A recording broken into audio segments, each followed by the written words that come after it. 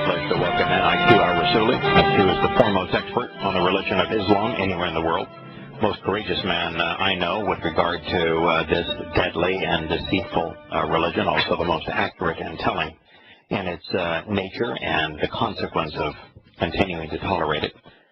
IQ has written a series of books called Lifting the Veil, The True Faces of Muhammad and Islam. How are you, IQ? I'm fine, thank you. Yeah, it looks like the president finally got a no vote from a Democrat. This is U.S. Senator from New York, Chuck Schumer. It says that he is going to oppose the Iranian nuclear deal. It's about time somebody with two brains of logic would do that. Yeah. What does Iran give up to get this deal? Nothing. Zero. Absolutely nothing. Yeah. Now, this is the most remarkable thing about the whole deal. Yeah. There are claims that they're giving up two things, and let's talk about those two things here just for a moment. And the reason this is important is that Iran has pledged that it will use its nuclear bombs in America and Israel, and that it is trying to wipe Israel off the map, and it screams death to America. So it's rather important that we understand that they're giving up nothing. The first thing they're doing is they're taking 90% of their uranium that's enriched past 20% into a different state through a chemical process. Why is that giving up nothing? Well, you know, I would have thought that any human being with even a modicum of intelligence, when he looks at the contract, and the contract says, or the agreement says, that the Americans and the United Nations has to give 24 days prior notice for inspection, and not 24 hours. I would have never signed the deal, ever. Of course. But I'll answer that question. You answered the question by suggesting, well, they're just not going to do it. They'll just move it around. It's a chemical process that they'll be using to, if they do it at all, to convert 90% of the uranium to a different state. They've done it previously, and all it does is it changes the molecular makeup of the uranium-235. It's still uranium-235, and the same chemical process can be reversed. It turns it back into weapons-grade uranium. And it is vastly easier to do that than it is to enrich uranium to the weapons-grade state. So they're giving up nothing in that regard. And the second thing they're supposed to be giving up is, about a third of their centrifuges. But anybody that knows anything about centrifuges knows that a new centrifuge is in the range of 4 to 5 times more efficient and effective than an old one. All they have to do is keep the numbers 30% below the current level. Many of the current machines are dysfunctional. I mean, how come you know that, and I know that, and anybody who is intelligent knows that, and yet the Obama administration does not know that? Reagan said, agree, but verify. Yeah. Well, there is no verification in this case. There is no verification, especially. We are discussing an agreement with whom? With the most fundamentalist Islamic Republic of Iran. Right. And anyone who knows anything about Islam should know that any agreement made by a Muslim with an infidel is null and void. By the way, is that your opinion, or is that stated in the Quran? It is not only stated in the Quran, it is stated again and again and again in the Hadith. And if you want, I can quote for you now. Yeah, yes, it's the ninth surah of the Quran is where you find it. Well, Al-Tawbah, chapter 9, verse 5. What does it say? Any deal between the... Go ahead, read it. It's a fighting verse. It's a war verse. Yeah. I mean, what do we need to do? It's all written down. Yeah. Yeah, and the reason, by the way, the reason for that statement is that Muhammad came with insufficient men to conquer Mecca the year before. And he agreed that he was not the messenger of Allah, and that he agreed that he would no longer kidnap or enslave, nor kill, nor rape the Meccan population for a period of 10 years. So the following year, he gets more Muslims under arms, this time 10,000, and he comes and he overwhelms Mecca, which doesn't have a police force, doesn't have an army, doesn't have a militia, doesn't have any of those things, and he overwhelms them and conquers them. And I'm sure somebody said, wait a minute, you signed a 10-year agreement, said you wouldn't do any of this, and here you are. And he says, he reveals a Quran surah that says any agreement, any treaty between Muslims and non-Muslims is not binding on the Muslim. Absolutely. In fact, the Jalalain, the top most renowned Sunni commentators say, a Muslim can only make a peace treaty with an infidel only when the Muslim is inferior in power. But the instant that Muslim becomes equal or superior in power, he will overcome and he will deceive and he will literally go and betray and fight against the one who they signed with. Right. That's it. Yeah, the purpose These of are the not treaty is words. These are not my words. These are in the scripture of Islam. They cannot be changed. Right. And so you have to be an idiot. You have to be ignorant or irrational to negotiate a treaty on such a situation that gives the Iranians the ability to amass a mighty army and weapons and to fund its nuclear program. If you give them those things and you get nothing in return, and you're dealing with people whose religion states emphatically that the deal's not binding on them, then what are you doing? Well, I understand what Obama is doing. Barack Hussein Obama is a Shia Muslim. What is Iran? Shia Muslim. Right. So he has never been a loyal citizen of America, never. He has not done a single item which shows any loyalty to America or to the American people. You know that, I know that, and anybody who wants to encounter it, it's in front of you. It's 24 hours for 7 years in front of you. Yeah. He is the one who berates America in every single occasion. He is the one who undermines America every single time. So why is it so difficult not to understand what we're talking about? Yeah. Whether he is Sunni or Shia, I don't know, but I will tell you that what he has done is he's grossly empowered Shias over Sunnis, which all that does is it helps to mitigate the great void between them, because their Shias are outnumbered by Sunnis 4 to 5 to 1. Yeah, 4 to 5 to 1. Right. And they're outgunned by American weaponry at about 25 to 1. And so what Obama has done is he's given Shia Islam the ability to fight on, ensuring that millions of Muslims die and that they continue perpetrating terror throughout the world. Obama is worse than Chamberlain. Yeah, Chamberlain vis-a-vis Hitler in 1938. Germany was the most powerful military nation on earth. But we are in 2015, wherein the USA is the most powerful nation on earth, and yet Obama has agreed and submitted and groveled to the Ayatollahs in terms that should not have been agreed to. Of course. None. Yeah, total capitulation. And then he's telling people that you either accept my deal, which was total capitulation, which guarantees Iran not only the bomb, but the financial wherewithal to threaten everyone in the Islamic world and outside, because they're financed now. They can buy military hardware. They can support a huge army. And so what he did is he made war inevitable, and he's telling the world that unless you agree to my deal here, my agreement, that war is inevitable. He says you either agree to my deal or war is inevitable. Well, the fact is war is inevitable. Yes. Look, it guarantees war. Al-Sisi of Egypt and the Saudi Arabians are agreeing with Netanyahu. Never in the history of Islam, never in the history of the Arabs ever agreed with Israel on anything. Right. But they agree with them. Right, of course. Oh, yeah. A lot of, this is an irony here. Why do I say he's a traitor in chief in the White House, Obama? He says, oh, but all the United Nations. Who is the United Nations?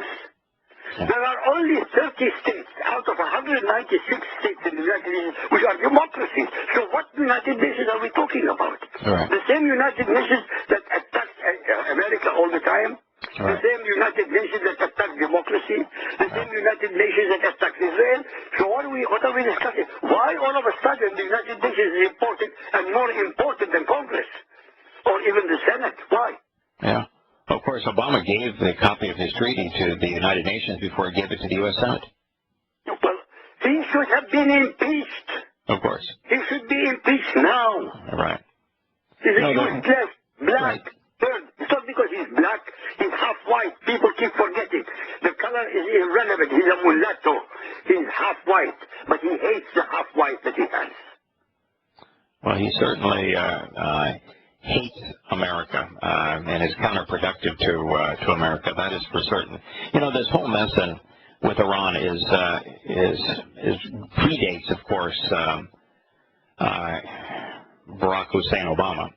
It even predates George W. Bush, who exacerbated the problem. It goes all the way back to Jimmy Carter, one of the most inept and dishonest politicians in American history, when he empowered the Ayatollah to return and turned on the Shah, and it brought about this state of Shia Islamic pride that started a war with Iraq, and then America decided to invade Iraq and break the country and give Iraq to Iran, and then build a mighty army in Iraq that is deployed by Iran, and it created the Civil War in Iraq, the Civil War in Syria, the Civil War in Yemen, and then in the midst of all of that, we give Iran everything that it needs to continue to perpetrate to continue.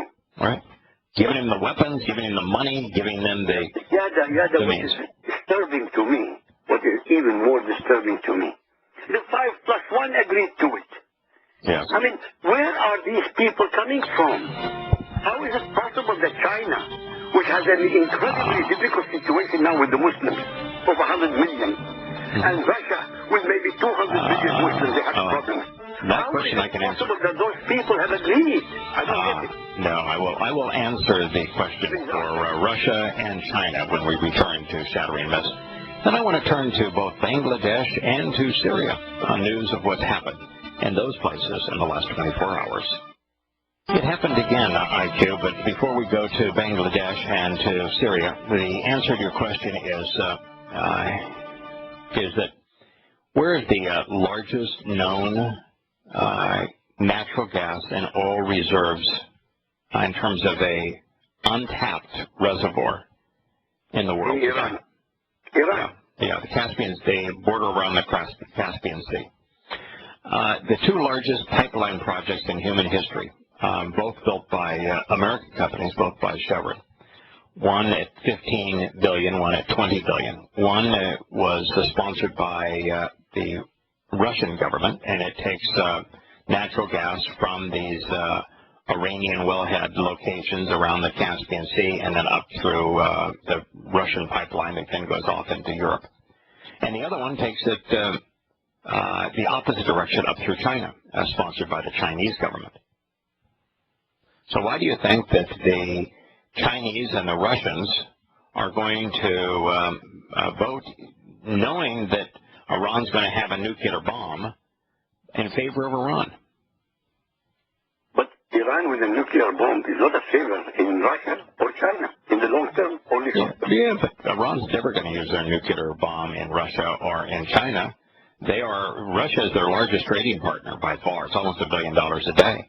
And their second largest trading partner is China. So why would they bomb the people that support their economy? Their two largest benefactors economically. But we're discussing short term. Mm-hmm. We're not discussing long term. In the long term, Islam must dominate the world. Yeah, well, Islam must dominate China.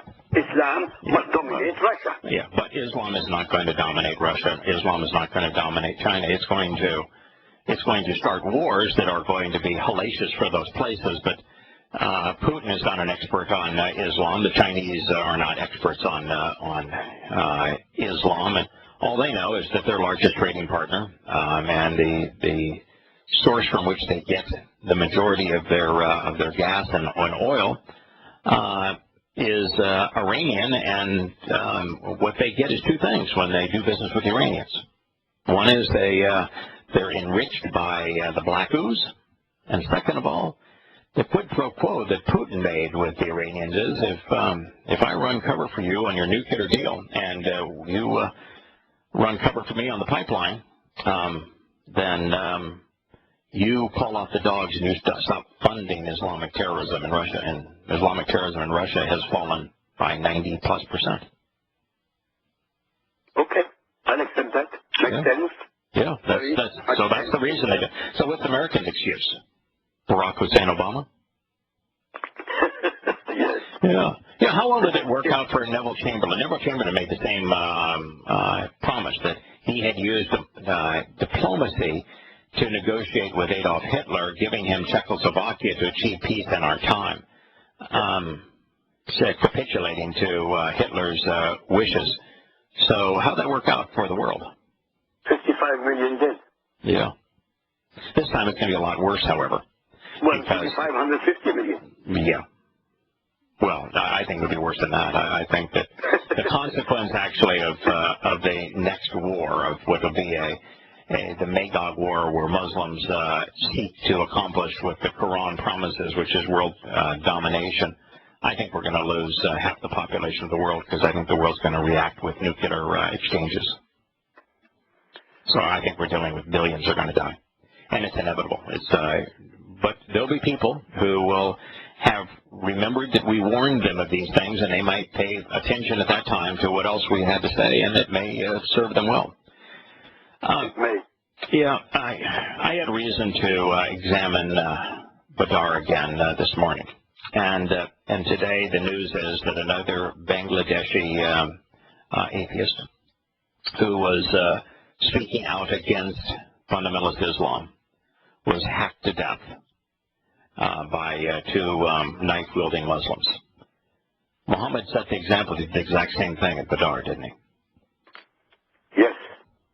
Not only did he hack the civilians, they were civilians. Right, Those people were not a military machine. Right. They were civilians with swords. Right. He had thugs who were trained to kill. Mm-hmm. Not only did he butcher them, but he mutilated them after he butchered them. Right. And by the way, it was they outnumbered, they sworded and speared and bludgeoned with bludgeonry weapons. They were out-armed and they outnumbered their enemy about 10-1. And they, you had guys that were on their last days of a caravan all the way to the Mediterranean. And they're coming back with whatever they traded for whatever they made. And, it's the very end of a very long walk. And they're essentially lightly armed. They're only armed, really, to protect themselves against wild animals. And here was Muhammad outnumbering them 10-1, armed to the teeth, laying in wait for them. And then he hacked them to death. IQ, the BBC is reporting that Islamic State militants abducted scores of people, most of whom were Christians, from a town not far from Homs, Syria. And it writes, the group follows its own extreme version of Sunni Islam and has previously ordered Christians to convert, pay the jizya, a religious levy, or face death. How in the world can somebody write that and not be fired? Because it's the BBC. I call the BBC the Boko Haram Broadcasting Corporation. Yeah. That's BBC, Boko Haram Broadcasting Corporation. Yeah. They always support Islam, the Palestinians, and terrorism. Where did this concept of Christians must either convert, pay the jizya, and absolute humility and recognizing they have been subjugated, or die? Where did that come from? Al-Tawbah, chapter 9, verse 29. I already know the answer. Yeah. Al-Tawbah, chapter 9, verse 29, is very, very explicit, and it tells you exactly what we're talking about. Yeah. So how can this be an extreme version, their own extreme version of Sunni Islam, when the order is in the goddamn Quran? Yeah, I know. You know. Well, I mean, how could somebody be educated enough to write for the BBC and not know that the order to either have Christians convert, pay the jizya, which is you lose all of your financial capability, you're essentially bankrupt, and you pay it in abject humility, knowing that you have no rights whatsoever, that you've been subjugated, or they cut off your head. How could you not know that that is Quranic, that it comes directly out of the Quran? How could you not know that? They do know. So why do they lie? Is political correctness such that you must lie and say that no, it's not Quranic, it's their own extreme interpretation of Sunni Islam? Is the truth so caustic to political correctness that the politically correct must always be incorrect?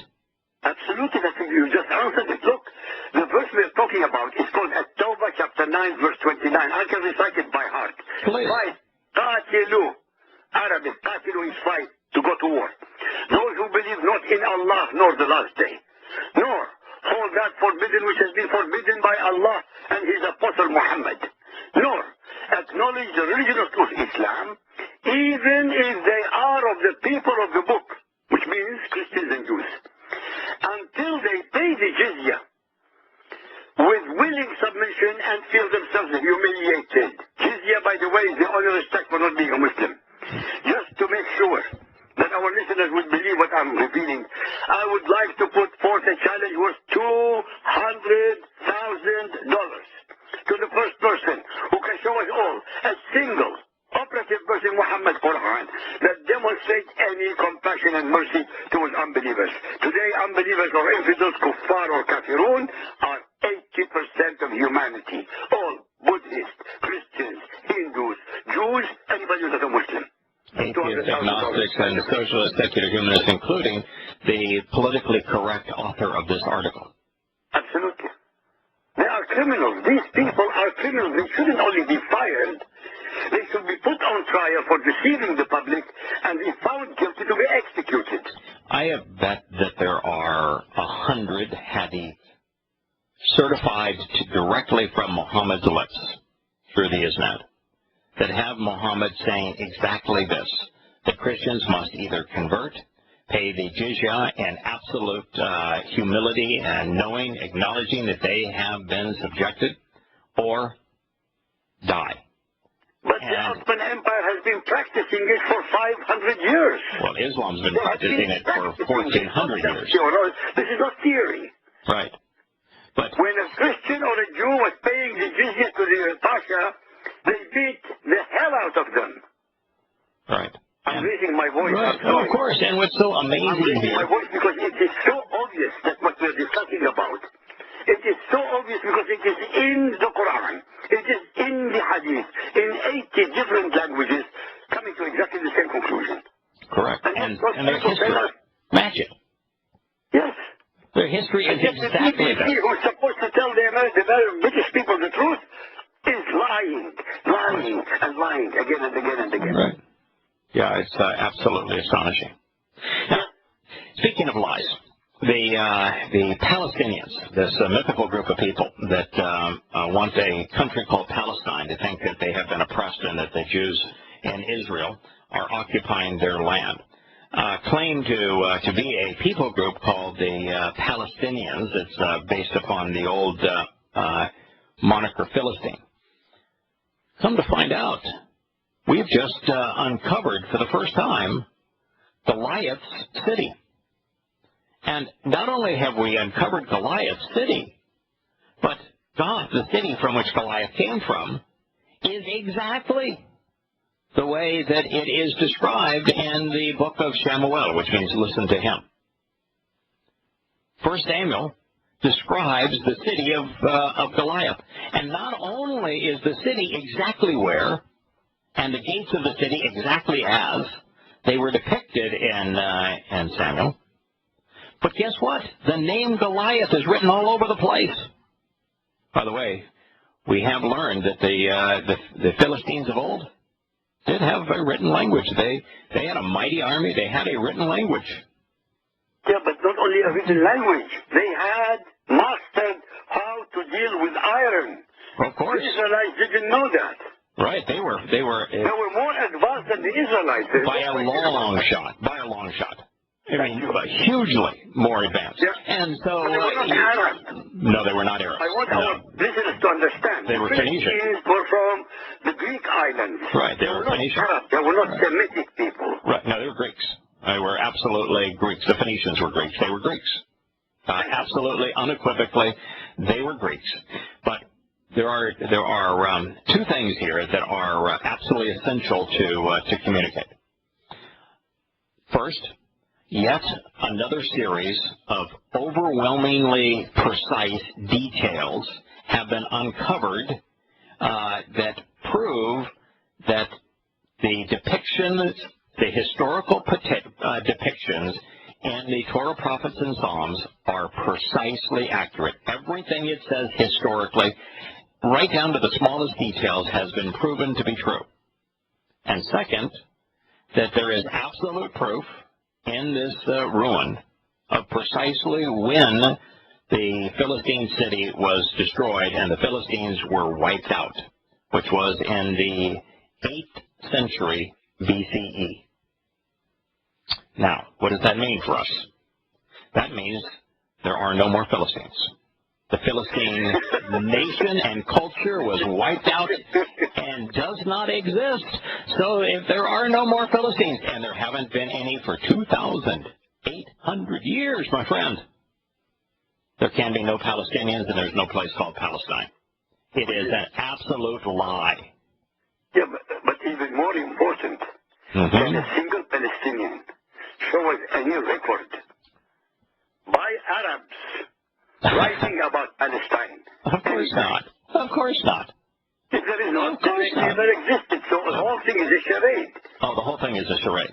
And it's part of political correctness to promote the lie. The second thing that's important here is that I have always said that since 100% of what is known about the Philistines comes to us from the Torah, prophets, and Psalms, and particularly from the book of Shamuel, which means listen to him, Shamuel.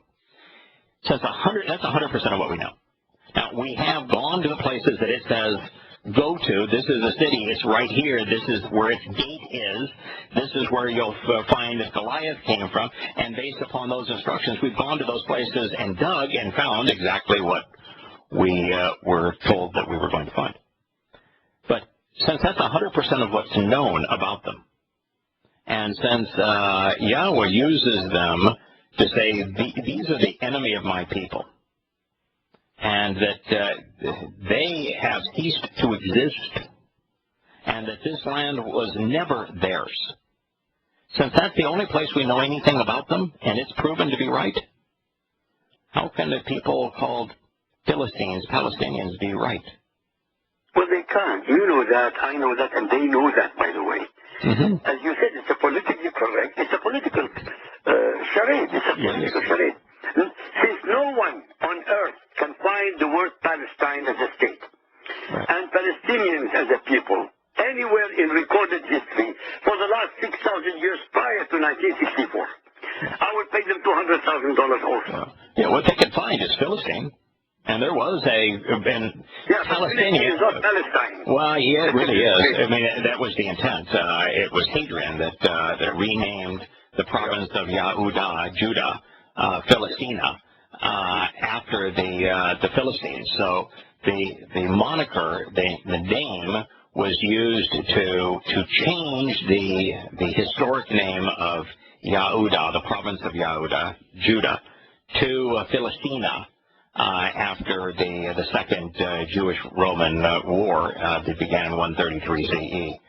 So that's where they're getting the name, and the name comes from the Philistines. There were a people named the Philistines, but they ceased to exist 2,800 years ago. And They're completely wiped off the map. By the time that Alexander the Great came through that part of the world on his way to Egypt, there weren't even any Philistine towns. There was nothing. That's 300 BCE.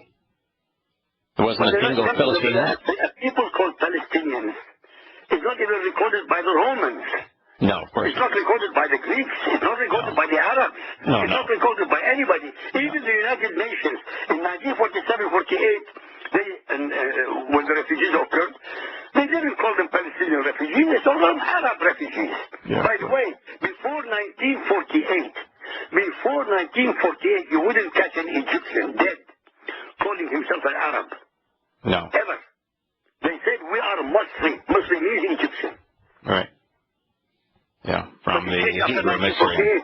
Yeah, the Hebrew mystery. In 1952, Jamal Abdel Nasser created the myth of the Arab Empire in North Africa. Mm-hmm. Yeah, they're not Arabs either.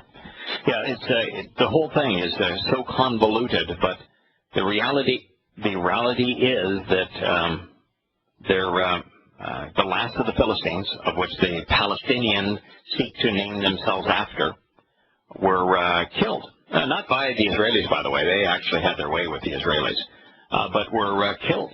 And they have not existed as a civilization, as a people, as a race in 2,800 years. And therefore, the reason the Romans don't mention them is by the time that Rome came to power, which was, around 200 BCE, and they stayed in power through about 400 CE, is that by the time they gave it to power, it had been 6 centuries since there had been a Philistine.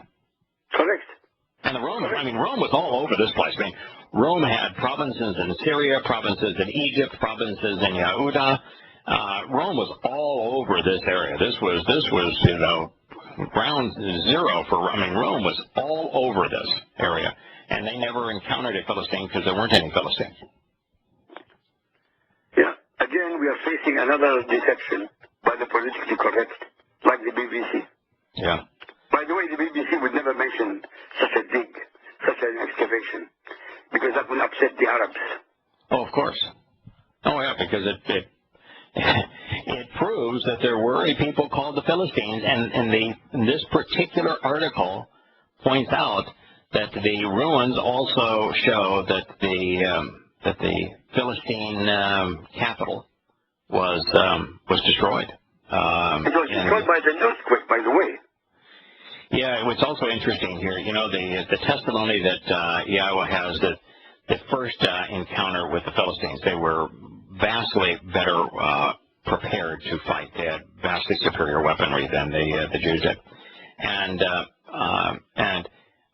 Saul, who was presented as the reason you should not be political, and Yahowah goes into great length. He says, if you choose this king, it's not in your interest. You choose this king, he will take your sons. He will go to war with them. He will steal your labor. He will steal your possessions. He just talks about human governments. He hates them.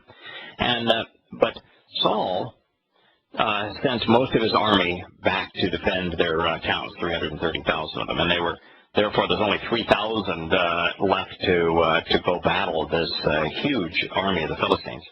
And when Jonathan engaged, because Saul wouldn't, it was an earthquake, according to Yahowah, that was used to deal with the disparity in weaponry and men. And it's the same earthquake that brought it into their city, the city of Goliath. Right. Yeah, it is. Always the facts always come up. Right. The truth always comes up. Right. And destroys all the lies. Right. Oh yeah, Yahowah, his view of history is as important as his telling of prophecy, because all prophecy is for him is future history, and he lays it out exactly as it is, tells you everything you need to know about humankind, and yet political correctness would have you ignore it all. So you're right, the BBC would never publish that article, but it is in the Jerusalem Post. The Jerusalem Post, because it is one of the most profound revelations in recent times. So, amazing. Yeah, it is. It's truly amazing. I was studying the story of Badr again. And the reason is because Muhammad claims that there were the same number of troops, and he didn't have an army, but he had a militia, that were with him on that day as that confronted Goliath. And by the way, the number, the Israeli army was 330,000 strong. Muhammad had 300. Muhammad always claimed that he was superior to everybody. Of course, everything that he does is superior to everybody else's. Right. That's why he is greater than Jesus. Right. That's why he is greater than Moses. That's why he is greater than Abraham. Yeah, of the course. most despicable creature that ever walked the face of the earth claims to be superior to all of them. Right. So I was reading what your pal Muhammad had to say prior to Badr this morning. And this is from Ibn Ishaq, the hadith. It says, it was so criminal. Men could hardly imagine it. Muhammad was ennobled because of the bloody fighting. I swear we shall never lack for soldiers nor army leaders, driving before us infidels until we subdue them with a halter above their noses and branding irons. And we will drive them to the ends of the earth, and we will pursue them on horse and on foot. And we will never deviate from fighting in our cause. We will bring upon the infidels the fate of Ad and Jurham. Any people that disobey Muhammad will pay for it. If you do not surrender to Islam, then you will live to regret it. You will be shamed in hell, forced to wear a garment of molten pitch forever. Ibn Ishaq definitely was the most profound writer of Islam, the most accurate provider of information, and the most truthful one in the whole of history of Islam.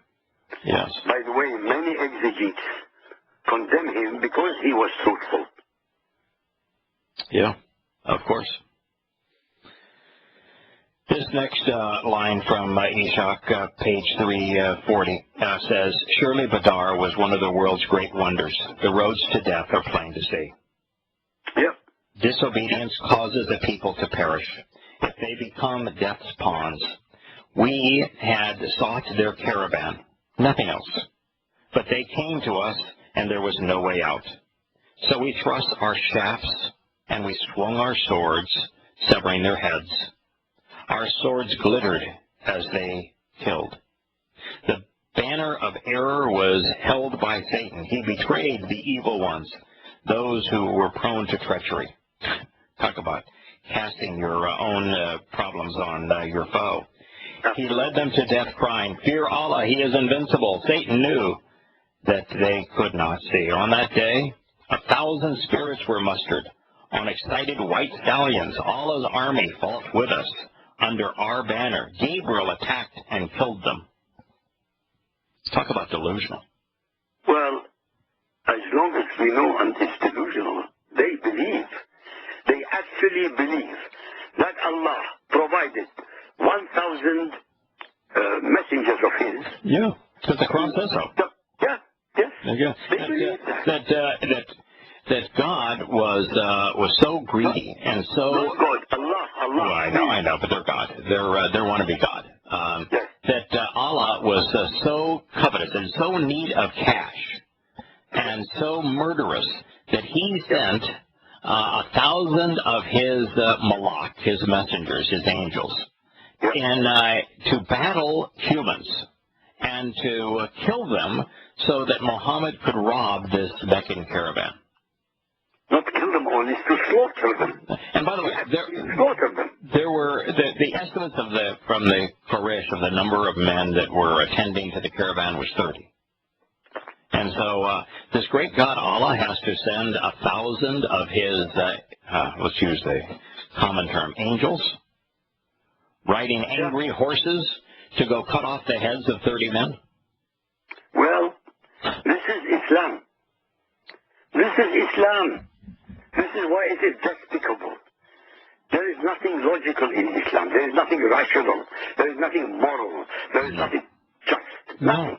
No. Zero. No. Here you have Muhammad stating emphatically and confirmed in the Quran that he only was going after this caravan because he wanted to rob it. He was a thief. He was after the plunder. The Muslim exegetes say he was after the plunder. Over and over and over again. Again, and it says it in the Hadith, it says it in the Quran. And then the Quran says that they did have to make a great slaughter in the land so that they could take captives, because none of Allah's messengers can make a great slaughter until they first have taken captives. So the battle right before wasn't a battle. The raid right before Badr was one where Muhammad kidnapped 2 Meccan men and sold them back as ransom to their families. And he was criticized for doing it. He said, well, I got to go kill people. That's what Allah's message is. But this is what ISIS is all about. Of course. This is what Boko Haram is all about. This is what Hamas is all about. This is what Al-Shabaab is all about.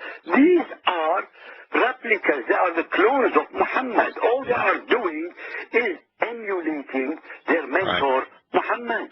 Yeah, it gets really into detail. Jabbar was the individual who was the most outspoken critic of Muhammad in Mecca, and he just said, Muhammad, you're a complete fraud.